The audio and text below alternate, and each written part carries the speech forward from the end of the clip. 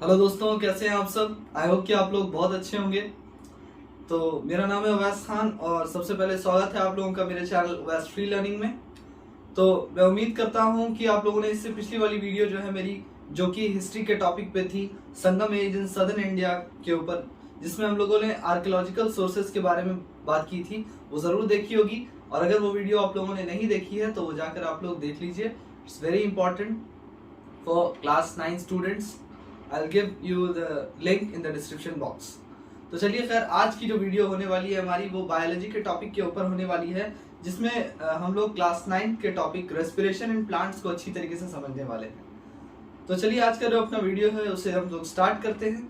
Video start करने से पहले मैं आप लोगों को रिमाइंड कर दूं कि जिन बच्चों ने अभी तक मेरे चैनल को सब्सक्राइब नहीं किया है, और जो बच्चे वीडियोस देखते हैं लाइक नहीं करते हैं, वो लोग लाइक भी करें, चैनल को सब्सक्राइब करें और बेल आइकन को प्रेस करें, ताकि ज्यादा से ज्यादा बच्चों तक मेरी वीडियोस पहुंचे। बच्चों, मैं आप लोगों के लिए अपनी तरफ से बहुत मेहनत करता हूं, तो मैं बस यही चाहता हूं कि आप लोग ज्यादा से ज्यादा मेरे वीडियोस को जो है वो शेयर करें और चैनल को सब्सक्राइब करें, ताकि मैं मोटिवेटेड रहूं और कंसिस्टेंटली आप लोग के लिए काम कर सकूं। तो चलिए, खैर आज की जो वीडियो है उससे हम अपनी स्टार्ट करते हैं। Let's go. अब देखिए बच्चों, हम लोग इस चैप्टर में समझने वाले हैं कि रेस्पिरेशन क्या होता है, रेस्पिरेशन इक्वेशन के बारे में सवाल आता है वो समझेंगे, और रेस्पिरेशन का कैरेक्टरिस्टिक्स क्या होता है, रेस्पिरेशन और बर्निंग में क्या डिफरेंस होता है, which is also known as combustion, burning. अब देखिए, रेस्पिरेशन इन प्लांट्स के बारे में समझेंगे, न्यूमेटोफोर्स क्या होता है, टाइप्स ऑफ रेस्पिरेशन, यानी कि will talk about aerobic as well as anaerobic respiration. What else, तो इसमें हम लोग रेस्पिरेशन इन प्लांट्स को कंपेयर भी करने वाले हैं इस चैप्टर में रेस्पिरेशन इन एनिमल्स से। और तो चलिए फिर स्टार्ट किया जाए इस टॉपिक को। अब देखिए बच्चों, जैसा कि आप लोग जानते हैं कि हर लिविंग सेल जो होता है प्लांट में और एनिमल्स में भी जो हर लिविंग सेल होता है, उसको अलग अलग एक्टिविटीज परफॉर्म करने के लिए एनर्जी की जरूरत पड़ती है। अब देखिए, ये इसलिए होता है कि ये प्रोटीन्स बिल्डअप करने के लिए, अमाइनो एसिड से प्रोटीन्स बिल्डअप करने के लिए और ग्लूकोज से स्टार्च बनाने के लिए, या फिर अलग अलग एक्टिविटीज को परफॉर्म करने के लिए हम लोगों को एनर्जी की जरूरत पड़ती है। तो अगर आप लोगों को सवाल आ जाए कि आपका प्रोटीन किससे बनता है, तो ये सिंपल आंसर है, आपका अमाइनो एसिड्स जो है वो आपका कन्वर्ट हो जाता है प्रोटीन्स में। ठीक है बच्चों। और आपका ग्लूकोज क्या चीज में कन्वर्ट हो जाता है, ग्लूकोज आपका कन्वर्ट हो जाता है, it gets converted into starch। Clear. अब देखिए बच्चों, हर लिविंग सेल जो होता है उसको अपना एनर्जी रिलीज करना होता है। ग्लूकोज, जब ग्लूकोज को कंज्यूम करता है सेल, तो वो एनर्जी रिलीज करता है इन the form of ATP, adenosine triphosphate. Will talk about it later. अभी हम लोग को कुछ बेसिक चीज समझना जरूरी है, जैसे कि रेस्पिरेशन होता क्या है एग्जैक्टली। अब देखिए, केमिकल प्रोसेस होता है जिसमें एनर्जी जो है वो रिलीज होता है जब सेल ग्लूकोज को लेता है। जब सेल ग्लूकोज लेता है तो वो एनर्जी रिलीज करता है। ये एक केमिकल प्रोसेस होता है। और दूसरा ऑर्गेनिक मॉलिक्यूल्स जो है इसमें इन्वॉल्व होता है, और इसी प्रोसेस को हम लोग कहते हैं रेस्पिरेशन। तो बेसिकली रेस्पिरेशन एक ऐसा केमिकल प्रोसेस है जिसमें एनर्जी रिलीज होता है जब सेल ग्लूकोज कंज्यूम करता है। फॉर एग्जांपल, ये एक सेल है, ठीक है, ये एक सेल है, जैसे तैसे बना दे रहे हैं। जब ये ग्लूकोज को कंज्यूम करता है, फॉर एग्जांपल ये ग्लूकोज है, जब ये कंज्यूम करता है, तो जब ये कंज्यूम कर लेता है ग्लूकोज, उसके बाद ये एनर्जी रिलीज करता है, उसके बाद ये एनर्जी रिलीज करता है। अब ये जो प्रोसेस होता है आपका, ग्लूकोज कंज्यूम करना और उसके बाद एनर्जी रिलीज करना, जब वो ग्लूकोज और दूसरे ऑर्गेनिक मॉलिक्यूल्स को ले लेता है और उसके बाद एनर्जी रिलीज करता है, so this process is called respiration. अब देखिए बच्चों, हर सेल जो होता है ये डिराइव करता है एनर्जी ग्लूकोज से। मतलब अगर उसको ग्लूकोज नहीं मिलेगा, the cell won't be able to derive energy, energy वो नहीं रिलीज कर पाएगा। इस वजह से उसको रेस्पायर करना पड़ता है। क्योंकि हर सेल जो है वो एनर्जी रिलीज करता है ग्लूकोज लेने के बाद, इस वजह से हर सेल को रेस्पायर करना जरूरी है, and that is known as cellular respiration. अब देखिए, हम लोग के बॉडी में जितना भी सेल होता है, हम लोगों के बॉडी में, लिविंग वर्ल्ड में, हर सेल जो है वो रेस्पायर करता ही करता है। इस वजह से रेस्पिरेशन जो होता है वो एक बायोकेमिकल डीकम्पोजिशन होता है। ये एक बायोकेमिकल डीकम्पोजिशन है। We are talking about respiration. Respiration क्या है? एक बायोकेमिकल डीकम्पोजिशन कहते हैं बच्चों डीके को, सड़ जाना किसी का, ठीक है। तो ये केमिकल प्रोसेस होता है जिसमें डीकम्पोजिशन यानी डीके होता है। किस चीज का डीके होता है? ऑर्गेनिक कंपाउंड्स का केमिकल डीकम्पोजिशन होता है। Biochemical decomposition of what? Of organic compound. Organic compound उन कंपाउंड्स को कहते हैं बच्चों which is composed of carbon. Carbon से बना हुआ कंपाउंड, जिस कंपाउंड में आपका कार्बन पाया जाता है, those compounds are known as organic compounds. अब देखिए ये एक ऐसा बायोकेमिकल डीकम्पोजिशन होता है ऑर्गेनिक कंपाउंड्स का, जैसे कि सिंपल कार्बोहाइड्रेट्स का, जैसे कि ग्लूकोज का डीकम्पोजिशन, जो कि लिविंग सेल्स के अंदर होता है। ये जो रेस्पिरेशन प्रोसेस होता है ये आपका लिविंग सेल्स के अंदर होता है। और इसमें क्या रिलीज होता है अगर सवाल पूछेगा तो इसमें आपका रिलीज ऑफ एनर्जी होता है। इस प्रोसेस में आपका रिलीज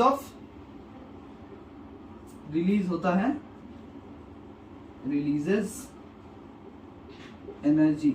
और किस फॉर्म में रिलीज होता है भैया? एटीपी यानी कि adenosine triphosphate. Will talk about it in detail. अब देखिए बच्चों, सबसे पहले हम लोग को यह समझना जरूरी है कि रेस्पिरेशन का इक्वेशन क्या होता है। तो लिख लीजिए, नोट इट डाउन, C6H12O6 तो आपका ग्लूकोज का फॉर्मूला होता है, C6H12O6। अब ये कंबाइन हो जाता है आपका 6O2 के साथ, तो ये दे देगा आपका CO2 plus H2O plus energy देगा आपका।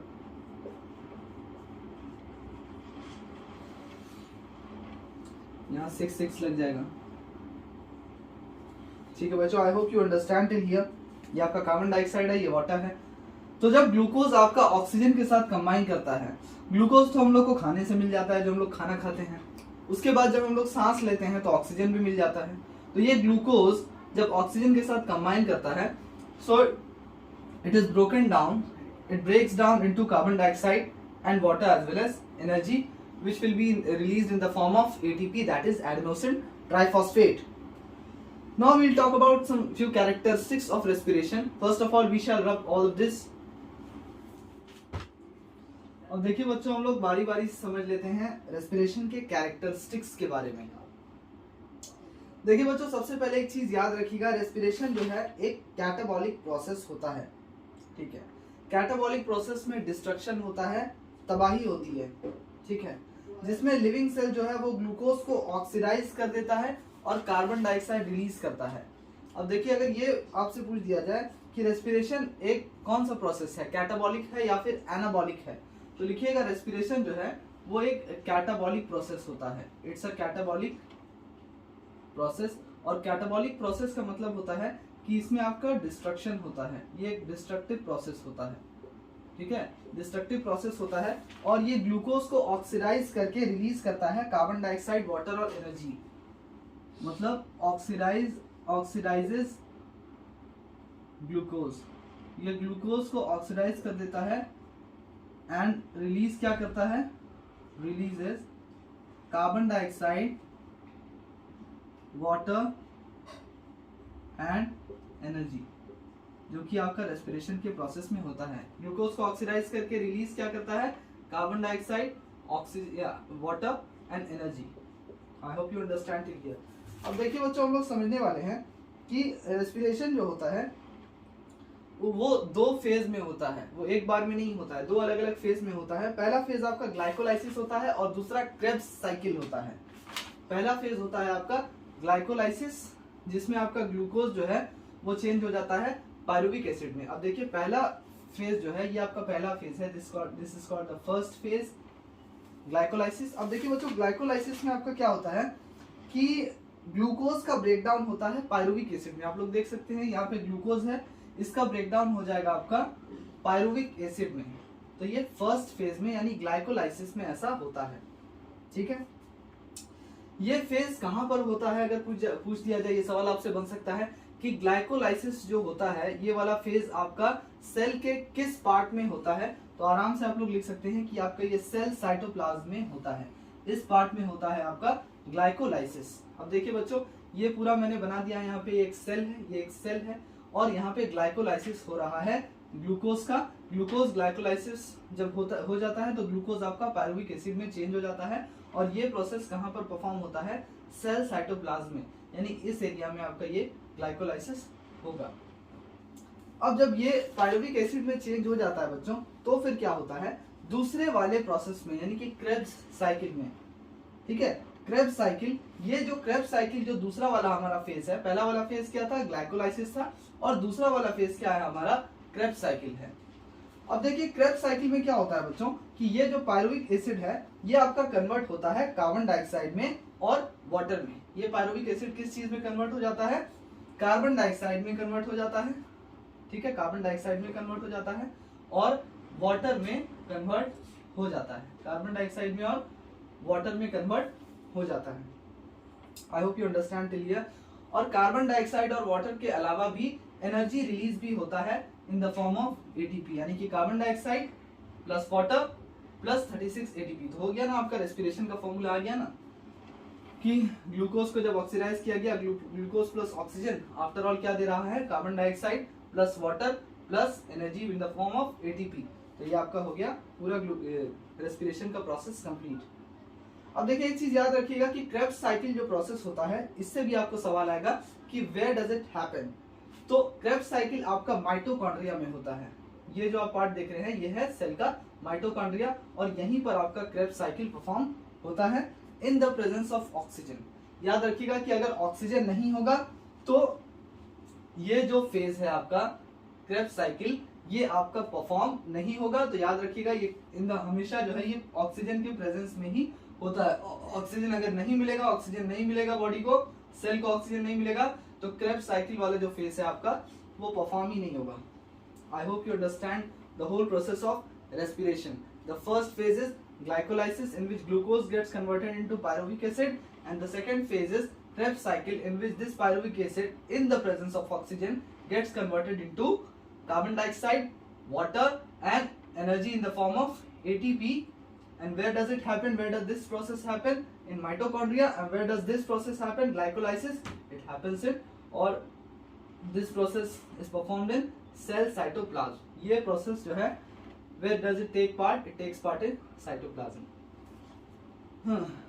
अब देखिए बच्चों एक चीज याद रखिएगा, यहाँ जो ब्रेकडाउन हो रहा है, चाहे आपका ग्लूकोज का ब्रेकडाउन हो रहा है पायरुविक एसिड में, चाहे आपका फर्दर पायरुविक एसिड का फर्दर ब्रेकडाउन हो रहा है कार्बन डाइऑक्साइड, वाटर और एनर्जी में in the form of ATP, हर ब्रेकडाउन में हर एक स्टेप जो है it is controlled by a particular enzyme. हर एक स्टेप पे एंजाइम्स का इन्वॉल्वमेंट है, हर एक ब्रेकडाउन पे एंजाइम्स, एक पर्टिकुलर एंजाइम्स जो है वो इन्वॉल्व है। ये चीज याद रखिएगा हर एक स्टेप्स पे।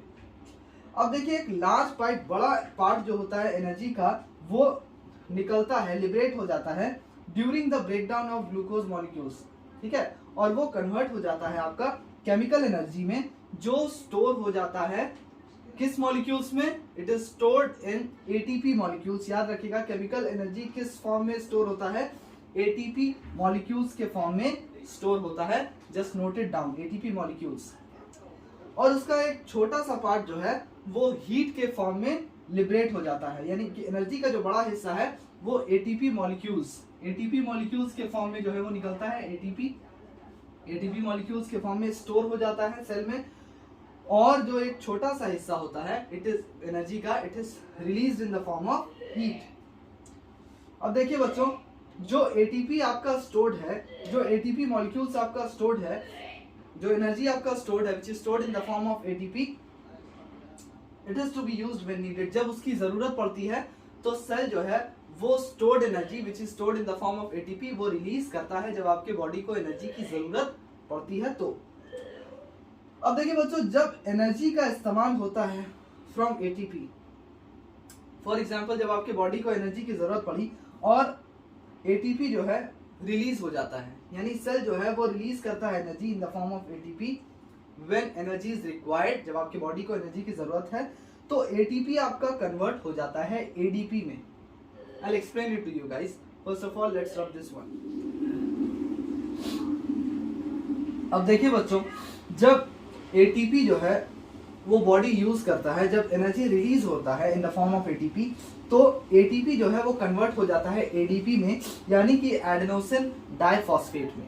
मतलब कि एटीपी जो है वो आपका कन्वर्ट हो जाता है एडीपी में जब बॉडी को एनर्जी की जरूरत पड़ती है और एटीपी यूज हो जाता है। जब बॉडी एटीपी को यूज कर लेता है, उस एनर्जी को यूज कर लेता है which is in the form of ATP, then it gets converted into ADP, यानी कि एडेनोसिन डाइफॉस्फेट है ये, एडेनोसिन डाइफॉस्फेट में ये कन्वर्ट हो जाता है। पहले ये था adenosine triphosphate. You should know the correct spelling, otherwise they'll cut your marks for this. They may cut your marks. अब देखिए बच्चों, फिर क्या होता है जब और ज्यादा एनर्जी की जरूरत पड़ती है। अब ये तो जब एनर्जी की जरूरत पड़ी, बॉडी एनर्जी को कंज्यूम कर लिया, एनर्जी का इस्तेमाल कर लिया, एटीपी का इस्तेमाल कर लिया, तो एटीपी जो है वो एडीपी में कन्वर्ट हो गया। लेकिन जब और ज्यादा एनर्जी की जरूरत पड़ती है, और ज्यादा एनर्जी जो है, when more energy is made available by further breakdown of glucose, अब और ज्यादा जब ग्लूकोज का ब्रेकडाउन होता है एनर्जी बनाने के लिए, तो क्या होता है, ये जो आपका एडीपी है ये फिर से रिकन्वर्ट हो जाता है एटीपी में। मतलब ये एडीपी जो है वो रिकन्वर्ट हो जाता है, क्या चीज में रिकन्वर्ट हो जाता है आपका, ये आपका फिर से रिकन्वर्ट हो जाता है एटीपी में। एडीपी वापस से फिर से एटीपी में रिकन्वर्ट हो जाता है जब और ज्यादा एनर्जी जो है वो, when more energy is available, जब ज्यादा एनर्जी अवेलेबल होता है by further breakdown of glucose, और ज्यादा ग्लूकोज का ब्रेकडाउन हो रहा है, और ज्यादा एनर्जी बन रहा है, तो फिर से ये एडीपी आपका एटीपी में कन्वर्ट हो जाता है। और इसी प्रोसेस को हम लोग कहते हैं, what do we call it, ATP cycle. Just note it down कि वापस से जो इसका रिकन्वर्जन हो जाता है, वापस से जो आपका एडीपी रिकन्वर्ट हो जाता है एडीपी में, what do we call this process, इस प्रोसेस को हम लोग कहते हैं एटीपी साइकिल। एटीपी साइकिल यानी कि एटीपी का एडीपी में कन्वर्ट होना और वापस से एडीपी का एटीपी में कन्वर्ट होना जब ज्यादा एनर्जी जो है वो ग्लूकोज के ब्रेकडाउन की वजह से इकट्ठा हो गया है, तो फिर से एडीपी एटीपी में कन्वर्ट हो जाता है। This process is called ATP cycle. Name the following का ये एक इंपॉर्टेंट क्वेश्चन है। अब देखिए बच्चों, एक मॉलिक्यूल जो होता है ग्लूकोज का, जब उसका कंप्लीट ऑक्सीडेशन हो जाता है, फॉर एग्जाम्पल अगर आपसे ये सवाल पूछ दे कि ग्लूकोज का जो एक मॉलिक्यूल होगा, ग्लूकोज का वन मॉलिक्यूल, ठीक है, वन मॉलिक्यूल होगा, जब उसका कंप्लीट ऑक्सीडेशन होगा तो वो कितना मॉलिक्यूल्स ऑफ एटीपी जो है वो रिलीज करेगा, याद रखिएगा 38 मॉलिक्यूल्स ऑफ एटीपी रिलीज करेगा कंप्लीट ऑक्सीडेशन पे। कंप्लीट ऑक्सीडेशन पे कितना मॉलिक्यूल्स, 38 मॉलिक्यूल्स ऑफ एटीपी जो है वो रिलीज करेगा बच्चों। अब थोड़ा बहुत हम लोग जान लेते हैं एटीपी के बारे में, या energy currency of the cell के बारे में हम लोग थोड़ा बहुत समझते हैं। First of all I love this. कुछ इंपॉर्टेंट सवाल यहाँ से आपका बनता है एटीपी से, जिसमें सबसे पहला आपका नेम द फॉलोइंग का सवाल बनेगा, name the energy currency of the cell. So the answer is ATP, और ब्रैकेट में you can write the full form of ATP, that is adenosine triphosphate। अब देखिए, जब रेस्पिरेशन होता है तो वो एनर्जी रिलीज करता है फूड से, ठीक है। अब देखिए, हर लिविंग सेल जो होता है बच्चों वो रेस्पायर करता है टू रिलीज एनर्जी, ठीक है। हर लिविंग सेल क्या करता है, रेस्पायर करता है। क्यों रेस्पायर करता है, एनर्जी रिलीज करने के लिए, और एनर्जी रिलीज होगा तभी तो हम लोग अलग अलग वेरियस मेटाबॉलिक एक्टिविटीज और वेरियस लाइफ एक्टिविटीज परफॉर्म कर सकेंगे। अब देखिए, एनर्जी रिलीज होता है रेस्पिरेशन में, ये डायरेक्टली यूज नहीं हो जाता है for the activities by the cell. ये डायरेक्टली जो है वो एनर्जी जो है, जैसे फॉर एग्जांपल फूड से रिलीज हुआ एनर्जी, अब वो डायरेक्टली आपका यूज नहीं हो जाता है, ठीक है। उसको यूटिलाइज किया जाता है एक एनर्जी रिच कंपाउंड बनाने में, उसको यूटिलाइज किया जाता है एक एनर्जी रिच कंपाउंड बनाने में। मतलब कि एनर्जी रिच कंपाउंड बनाने में उसको यूटिलाइज किया जाता है, और इस एनर्जी रिच कंपाउंड को ही हम लोग कहते हैं ATP, that is adenosine triphosphate. मतलब डायरेक्टली जो रेस्पिरेशन में जो एनर्जी रिलीज होता है वो फौरी तौर पे फौरन से सेल उसको यूज नहीं करता है, बल्कि उसको यूज करता है सेल एक एनर्जी रिच कंपाउंड पहले उसका बनाता है, दैट इज एटीपी।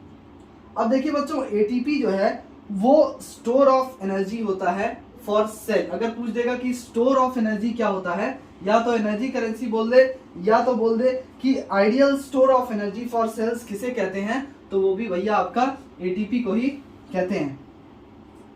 अब देखिए बच्चों, जो एनर्जी स्टोर्ड होता है एटीपी मॉलिक्यूल्स में, ये रिलीज हो सकता है क्विकली जब इसकी जरूरत पड़े। फॉर एग्जाम्पल, अगर अभी मुझे अचानक से जरूरत पड़े कि मुझे दौड़ना है अगर फौरन से, तो क्या होगा ना, सेल जो है फौरी तौर पे फौरन से एटीपी मॉलिक्यूल्स को रिलीज कर देगा।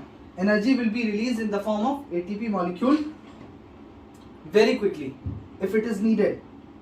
इस वजह से एटीपी को कहते हैं energy currency of the cell. For example, अभी आपको फौरन से जरूरत पड़ जाए कैश की, ठीक है, तो आप बैंक जाएंगे तो आप फौरन से कैश निकाल सकते हैं, या फिर आपके घर पे कैश पड़ा होगा तो वो भी आप लॉकर से निकाल सकते हैं।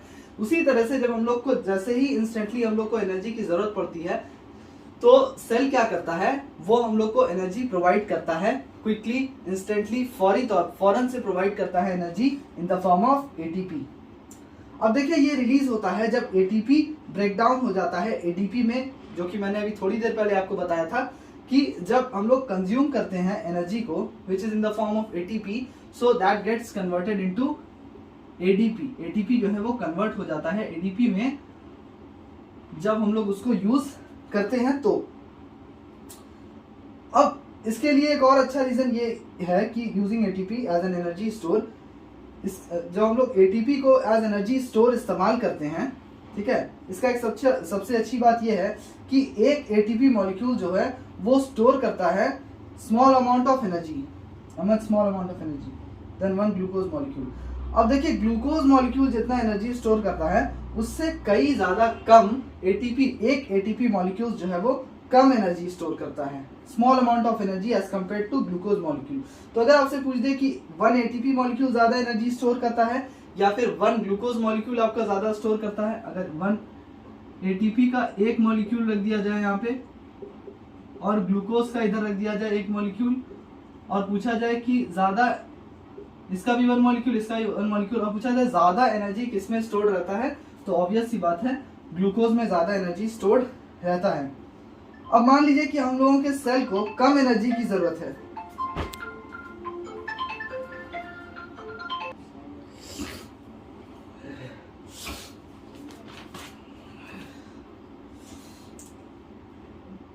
अब देखिए बच्चों, मान लेते हैं कि हम लोगों के सेल को स्मॉल अमाउंट ऑफ एनर्जी की जरूरत है, तो फिर क्या होगा, वो ब्रेक डाउन करेगा just the right number of ATP molecules. तो वो हम लोग एटीपी मॉलिक्यूल्स जो है उसमें ब्रेक डाउन हो जाएगा, ठीक है, जो कि हम लोग को उतनी ही एनर्जी प्रोवाइड करेगा जितनी एनर्जी की हम लोगों को जरूरत है। अब फॉर एग्जाम्पल मुझे भूख लगी है कि मैं एक प्लेट चावल खा लूं और मुझे कोई ला के दे दे 5 प्लेट चावल, तो वो क्या होगा, बर्बादी होगा ना।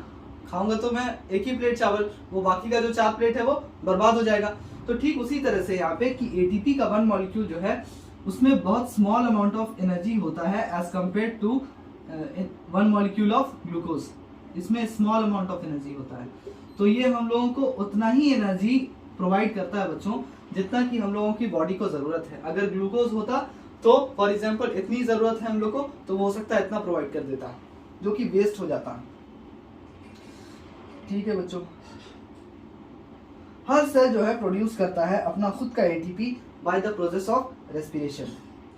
अब देखिए बच्चों, एटीपी जो है वो सेल टू सेल ट्रांसपोर्ट नहीं होता है, ये चीज याद रखिएगा, ट्रू एंड फॉल्स में ये सवाल बन सकता है। एटीपी आपका सेल टू सेल ट्रांसपोर्ट नहीं होता है।